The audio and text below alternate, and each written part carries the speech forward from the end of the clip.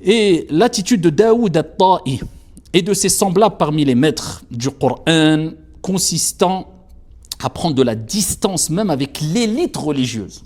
Alors là, il va même plus loin que ce qu'on a dit.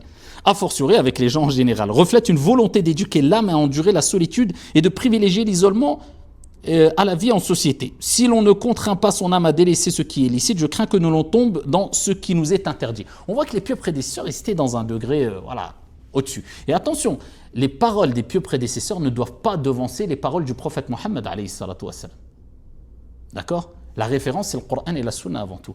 Et les paroles des prédécesseurs, bien sûr, ils étaient proches du prophète et ils ont compris la religion mieux que quiconque. Car ils étaient les élèves du prophète, alayhi salatu wassalam. Mais il ne faut pas prendre la parole d'un pieux prédécesseur si elle contredit la parole du prophète, sallallahu alayhi wa sallam. En tout cas, ici, il montre que, même envers les gens bien, les élites, l'élite des gens de science, eh bien, il est préférable de ne pas toujours les côtoyer.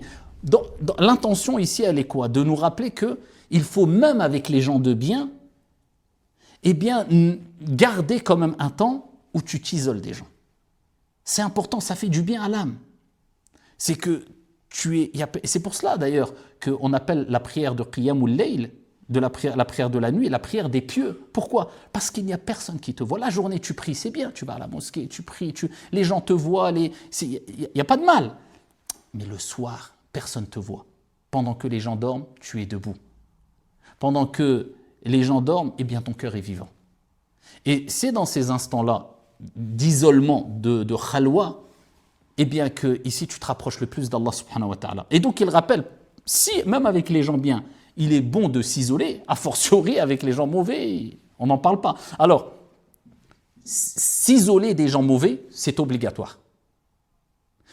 S'isoler des gens bien, à la base, ce n'est pas une bonne chose à faire. Quand quelqu'un est bien, il est bénéfique pour ta religion, il est bénéfique pour ton âme, etc. Non, il faut les côtoyer. Ça, c'est la règle de base. Et s'isoler des gens qui ne t'apportent pas de mal,